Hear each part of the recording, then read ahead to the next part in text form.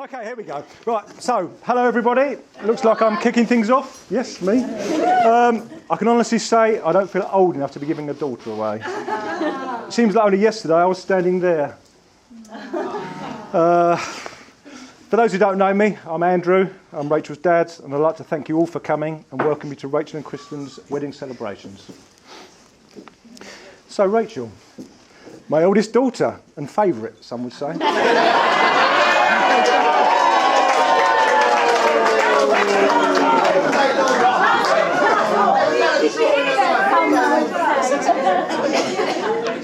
Well, her sisters, anyway. It's not true, of course. They're all my favourites. Right, okay. Granddad, whose favourite? Yeah. It was 1989, the year the Berlin Wall came down. And Nelson Mandela was freed. I think Frank Bruno was fighting someone or other as well.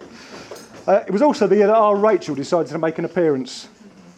I remember all those years ago being in the maternity ward, doing the crossword and eating beef and mustard sandwiches. Yes, Carolyn actually made me beef and mustard sandwiches. I think she's probably a keeper. Anyway, as I was eating them, I was continually interrupted by Carolyn screaming at me during each new contraction. It wasn't long before our Rachel entered the world, and I remember saying to Carolyn, "We have a little girl." I shed a few tears that day. Doing it again now. Right, it seems so long ago. I have a picture in my mind from those early days of a blonde-haired toddler running around, usually with no clothes on, looking very determined. Rachel took to books at a very early age and was constantly reading. Once she was old enough, I enrolled at the local library, and for years we would go there on a Saturday morning. Yeah. She'd always take the maximum number of books allowed. When her brothers and sisters were old enough, I took them too. I do remember Rachel would always get very cross with them for running around and being very silly. Silly boy 11. She was sometimes a willful child, once cutting her fringe, quickly followed by her sisters. She always seemed to know her own mind, though. She had a lot to say for herself as she was growing up. I was looking through one of those baby record books, the sort that people buy as gifts for a new baby. There were some interesting things recorded there by me and Carolyn over the years. She once told Carolyn, "You don't deserve to be my mummy."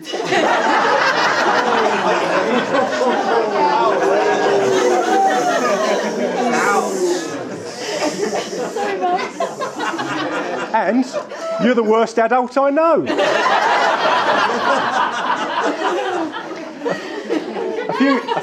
A few years later, she declared to me, "I'm not scared of you."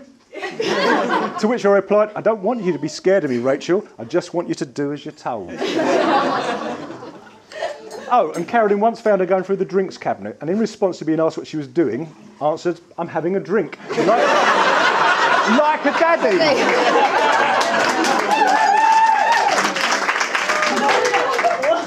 Do you remember doing that? No. Okay. And to think one of her school teachers called Rachel a little angel. She was always good at two shoes at school, though. I do remember one time collecting from school and having to wait until the end, as Rachel was the only child who wanted to have her picture taken with the owl. And not the eagle like the other children. Which is interesting, as she also joined Brownies as a youngster. That ended with her having a lifelong association with the guiding movement. She then joined Guides and later Rangers and went to help out as a young leader before finally running a brownie pack, which Rachel still does to this day under the pseudonym Tawny Owl.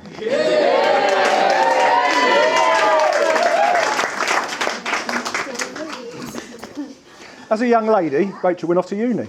I remember well the day we took her to Oby Halls in Leicester. We unpacked and Rachel was as quiet as a mouse. We later went off to the university for a parents' meeting.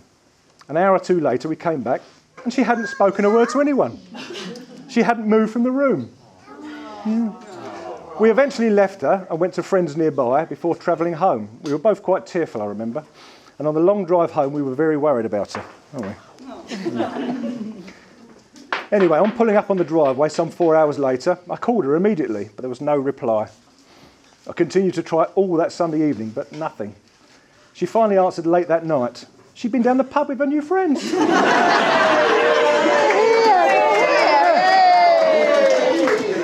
And to think we'd been worrying. Some 6 weeks later, we saw her again, as we called in en route to Derby for a holiday. She was a changed person. I remember calling her to say we were there, and she shouted at an upstairs window, "Oi, oi!" She seemed to have developed a confidence overnight. She went on to do extremely well and came away with a degree in psychology, and the rest is history. Rachel later went into a very caring profession supporting young and vulnerable people as they leave the care system. She made us so proud.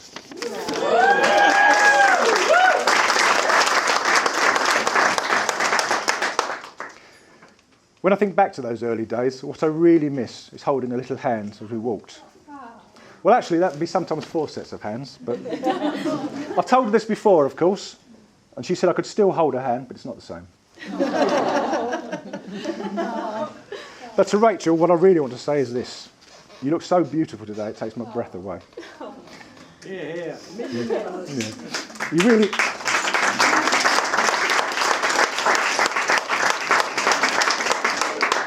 You really have made us so very, very proud over the years and brought us so much joy. And this is the proudest day yet. I love the woman you've become and so much like your mum. Anyway, so then Rachel brought Christian home. It's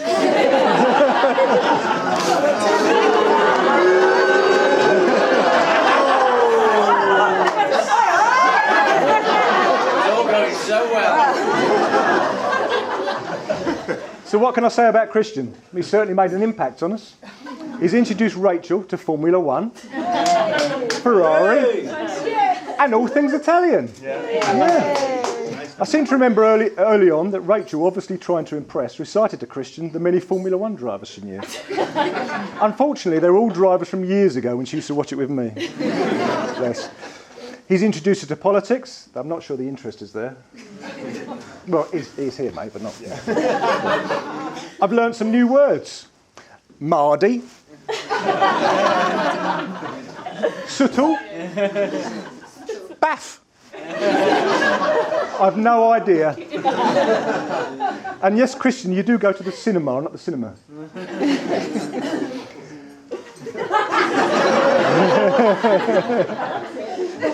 Have a good swig there, mate. I've learnt the term dirty southern bastard.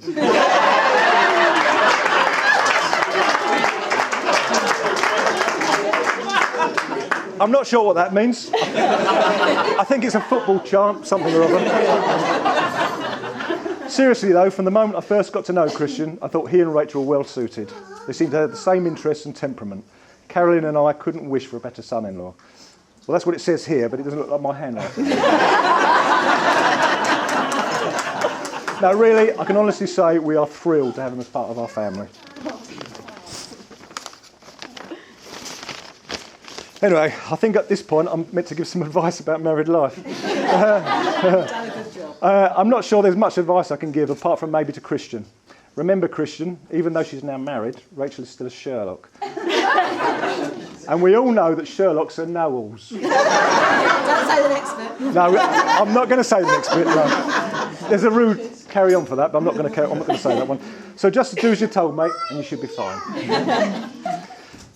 That aside, I think Carolyn will agree with me when I hope you'll be, when I say, sorry, when I hope, yeah, I'm losing it. Do you want me to read it? No.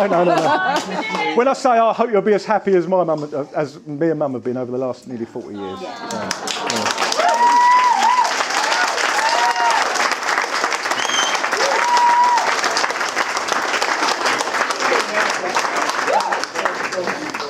Anyway, it's about now that my dad, where are you, Dad? My dad would, that's Rachel's granddad, Jeff. Yeah, he's still here. He would probably sing a song, but that's not going to happen because I don't know any.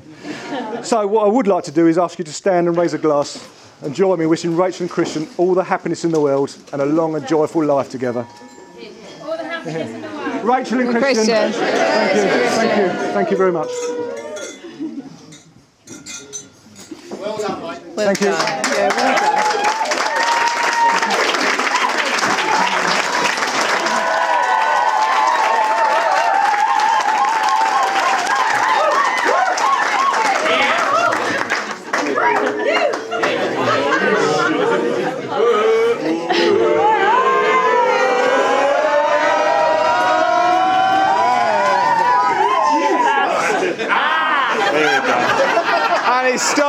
already, hasn't it? It's kicked off pretty early today. Well, I'd just like to start off by thanking Andrew for that really lovely, heartwarming speech. That really, really was nice. So thank you very much for those words. And plenty of words of advice. Thank you very much. Well, ladies and gentlemen, on the 25th of October 2012, I took a walk from my flat near Warren Street to one of my favourite places in all of London. It's a little place just overlooking Trafalgar Square where you can look straight down Whitehall and see the clock face on Big Ben. And within 15 minutes of standing on that spot, 7 years ago today, I met a girl called Rachel. 7 years on, almost that exact time that we first met, it's my honour today to give the first speech on behalf of myself and my wife.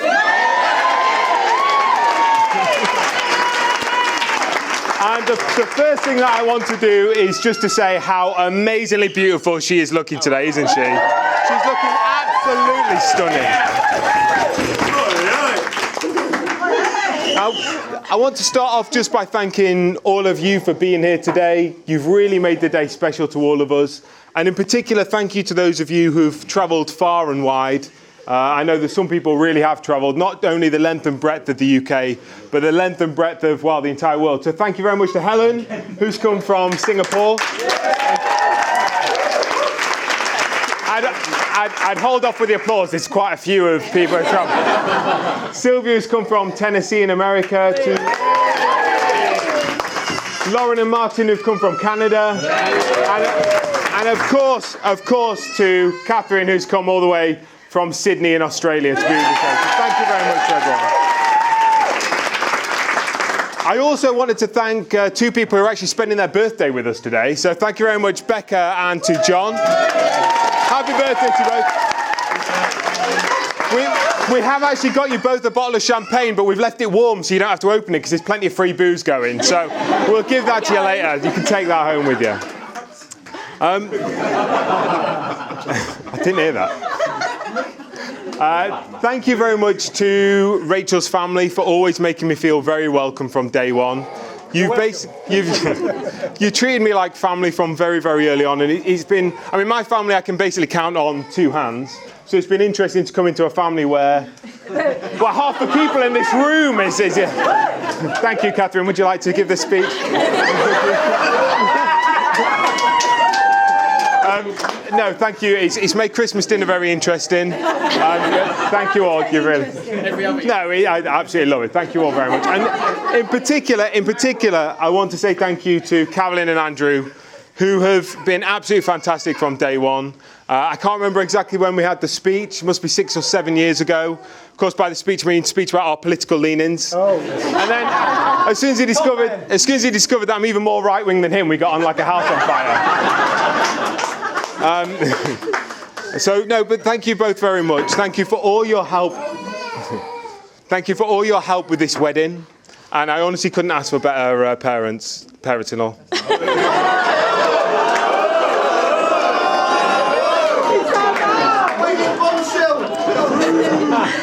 And I just want to sincerely say that you can honestly, wholeheartedly trust me when I say that I'm going to love and protect Rachel for the rest of my life.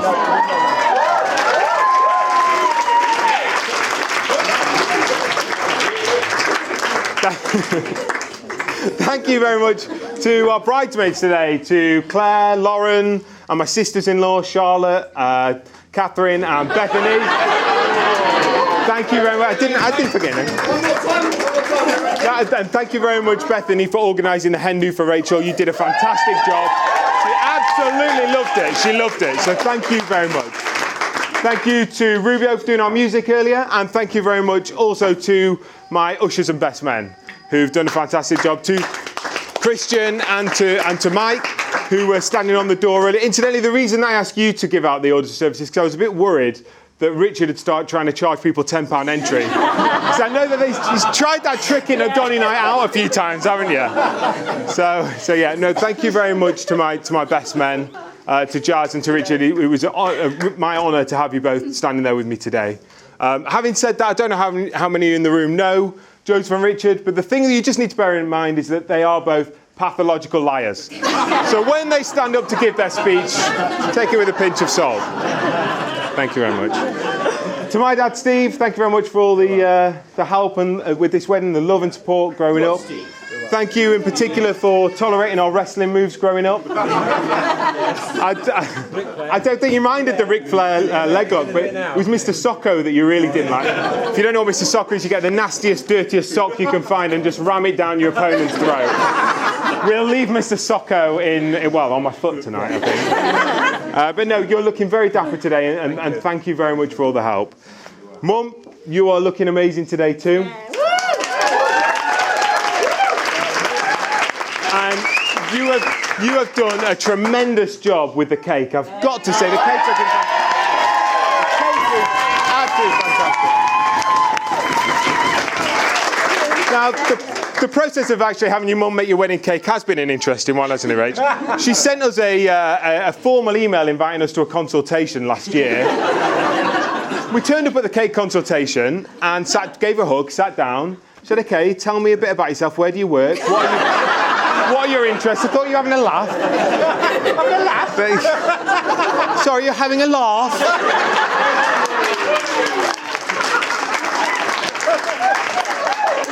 But no, thank you very much for all the sacrifices you made for me growing up. You've always been there for me through thick and thin. And if you're not crying, I'm obviously not doing this well enough. And so, ladies and gentlemen, to my wife. Whilst planning all these thank yous, I thought the one person I actually do need to thank is you, Rachel, because I've got a lot to be thankful for. The first thing I want to be thankful for, sincerely now, is actually responding to me when I messaged you on that website. Me and Rachel met on a dating website, not a dating app. We predate dating apps. Honestly, if you hadn't have actually messaged me back, none of us would be in this room right now, would we? So thank you very much. Welcome. Thank you very much for your honesty, which has been evident from day one, really. Very early on, when me and Rachel were talking online, she asked, generic chat of, "Oh, what have you been up to?" So I told her. I said, earlier on this week, I've filmed an episode of The Chase.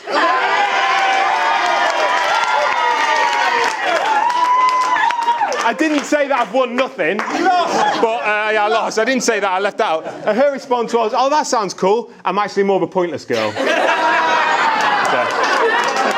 No, thank you very much for that.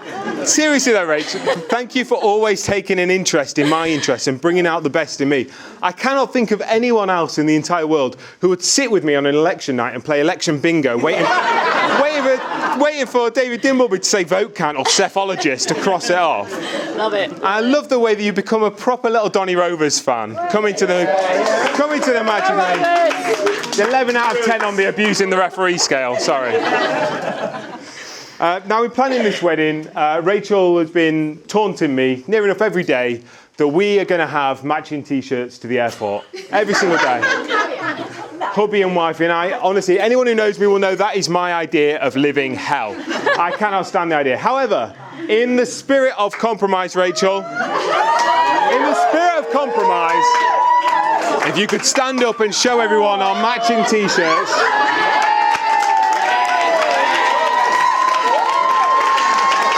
Show everyone, there we go.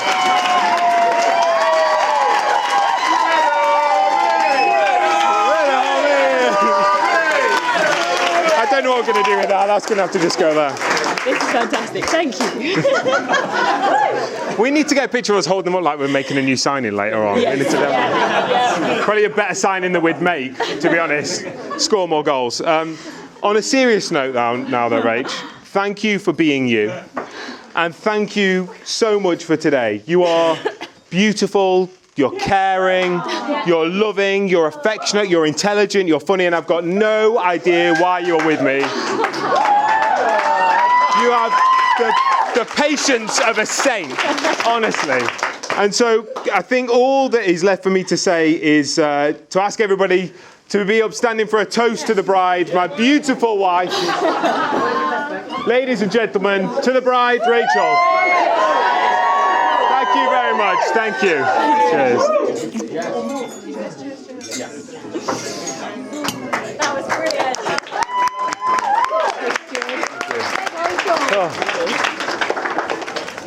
So, ladies and gentlemen, thanks for joining us here for what's been a truly beautiful day so far.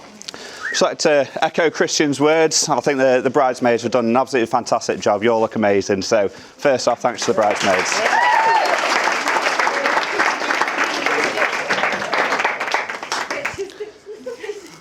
Now, me and Joseph were a bit nervous about doing the best man speech, obviously. Luckily, our best mate Christian was there to give us a bit of a pep talk before. He grabbed us and said, lads, don't worry about the speech. It's like me in the bedroom. It's only hard for the first minute.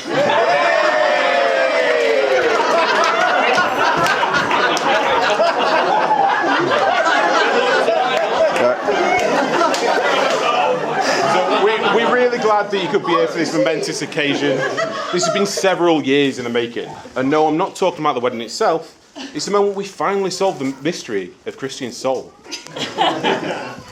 Some of you may have noticed that when Christian has a bit to drink, a strange phenomenon occurs. His soul is said to leave his body. Now, legend has it this dates back to 2008 on a lad's holiday to Cyprus. Now, on the first night of that holiday, Christian got a bit carried away and busting a few moves quickly turned to busting his ankle. Now, since you called us a lie before, this is proof that it's true. Can you tell the ladies and gentlemen of the jury what was the name of the artist you were dancing to when this tragedy occurred? Soldier Boy.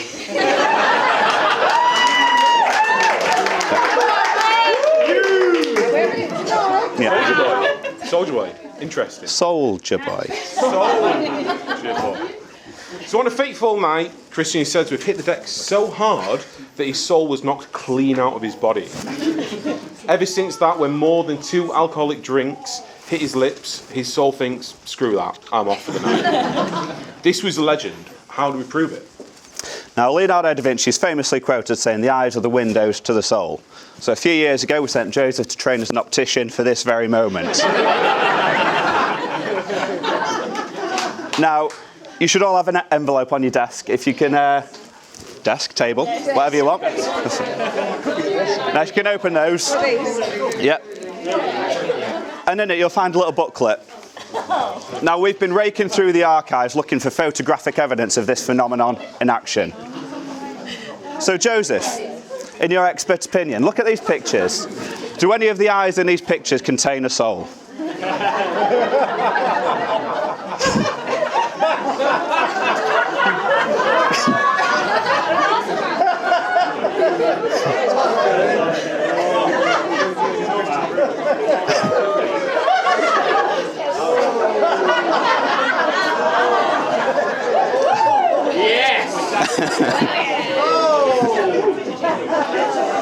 Ladies and gentlemen, I can confirm once and for all that none of the eyes in these pictures contain a soul. There we go. Well done, mate. If Christian is drinking tonight, you may just witness the phenomenon for yourself.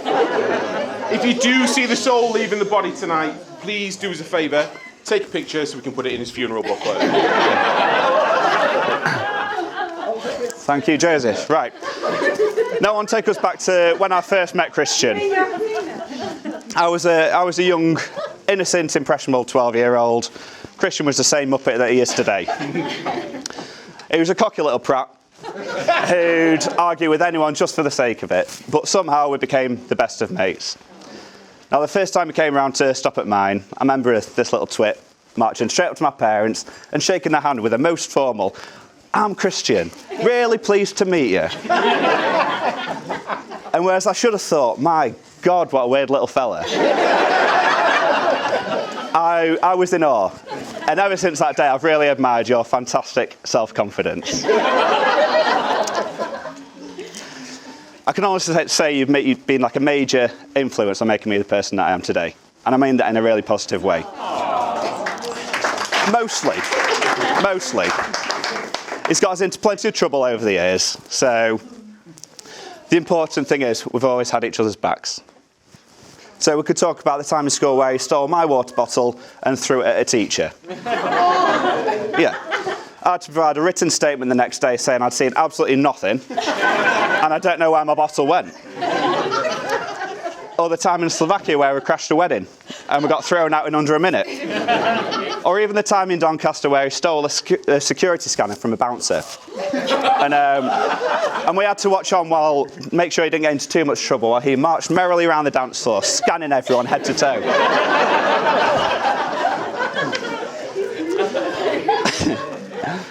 I still think it's a lie? Yeah? Yeah? Okay. But my favourite story about Christian's unshakable confidence was on yet another night out in Doncaster. So, true to form, Christian had got a bit carried away. We were maybe 3 hours post-soul departure, and we've gone to get some food. I think you know what's coming, mate, don't you? I was stood ordering at a pie shop. Christian was there, sat at a table, slumped at a table, head in hands. And he mustn't have liked the table cover because he decided to give it a whole new covering of his own sick. And that looked far more appealing, so he dunked his face right in it and settled down for a little nap before the food got here. Now, I can only presume that the owner of the place preferred the previous table covering because he came over shouting and yelling. And anyone who knows Christian knows that no matter what state he's in, that is not going to fly. No. And this comes back to his unshakable confidence. He's the only person I know where his own face dripping with sick, he can stand there and have an argument why it's the owner's fault and not his own.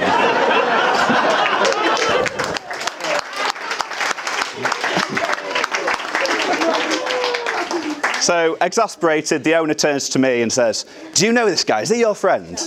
And suddenly all those memories of always having each other's backs, no matter what, flashed into my mind, and I thought, oh, what's going on? And I looked at his angry little sick-covered face, and I did the only thing that his best mate could in that instance. I said, "Never seen him in my life, mate." And I walked out. But this day is all about Rachel and Christian, so it's only fair that I share a beautiful story of when they first got together. So, Christian had messaged me saying, "I've met this amazing girl. She's beautiful, she's funny, she's absolutely perfect in every way." And when I finally met Rachel, I couldn't agree more. So we're in a bar, and I looked across at them, and there's Christian grabbing Rachel's bum. And this wasn't a cheeky pinch. This looked like a deep muscle massage. And I turned away in horror thinking, he's got this amazing girl, finally, she's absolutely amazing. He's going to throw it all away by being an absolute creep. So I grabbed my drink and turned back, and imagine my surprise when I see Rachel doing exactly the same thing to Christian.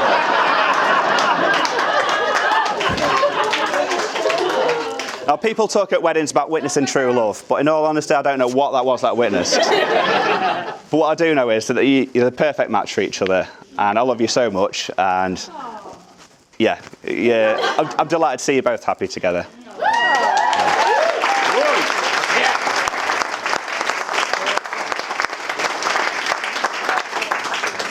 So, for those of you that don't recognise Christian, and are sat there wondering where you might recognise him from, if you don't know him, that is, you may recognise him from one of his many television cameos. We've already mentioned The Chase, where he made up words like fossilology, what was that? Or Snog, Marry a Boy, where he chose to snog, and let me tell you, that was definitely...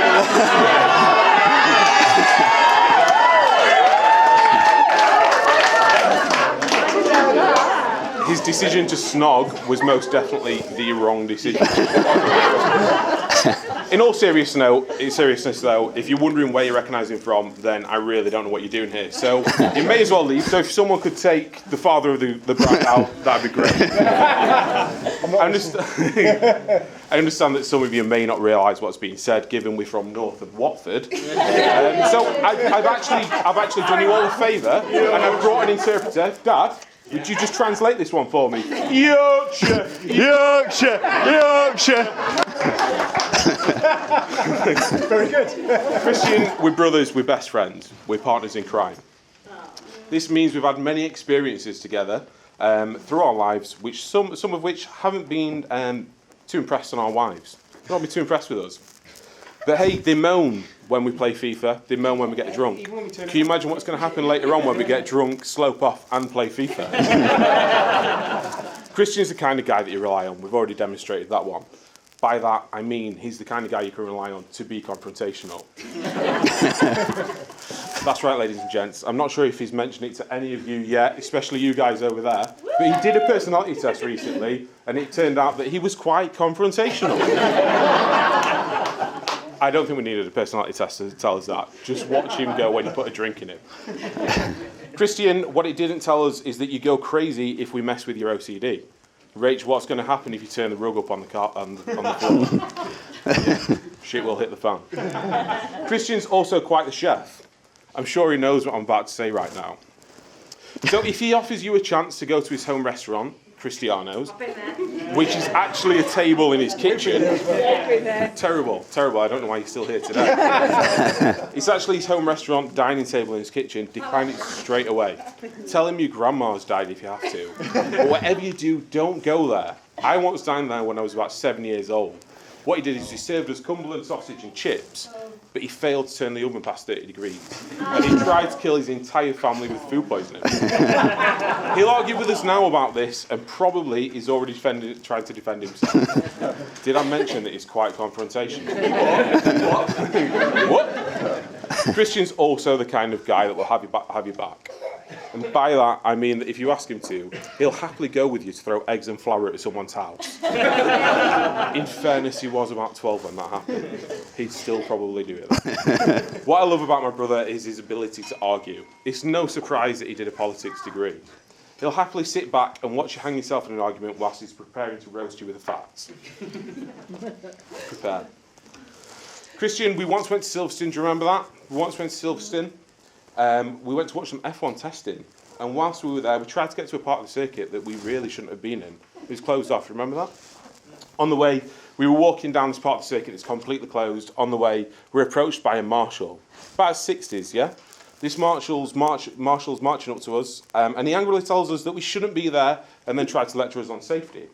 What the marshal failed to do, whilst doing that, was put his cigar out that he was puffing on all the way through. I looked at Christian, and Christian, during this marshal's monologue, was preparing to roast him with the facts.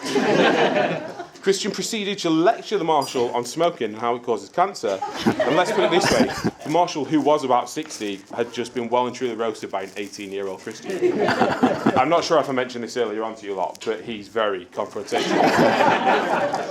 When Christian came home and told us he had a girlfriend, we were delighted. Delighted that he'd finally found someone that could cope with his annoyingly controlling OCD ways. To be honest, I'm not surprised that he let us plan his stag, given how controlling he is. Having said that, it did go from don't tell me anything to tell me where we're going and tell us what we're doing so that I can research the area. Honestly though, Rachel, I'm really glad that he found you. Genuinely, honestly, from the bottom of my heart, I'm really glad that he found you.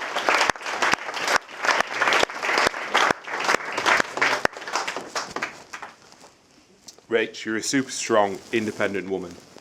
You'll tell Christian when he's being a proper knobhead. You look amazing today, and honestly, I really am proud to call you my sister-in-law.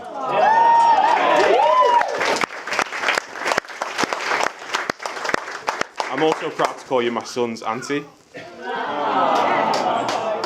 But as you know, I'm sure you'll be a perfect role model for him. But can we just get one thing straight? It's bad. Not bad. Finally, let me say that cinema. Finally, let me say that stood here as one of your best men ranks as genuinely one of the proudest days of my life. Can we all be upstanding for one last toast tonight? Ladies and gentlemen, let's raise your glasses. Let's wait. Let's let everyone get the glass. Get that glass. A glass.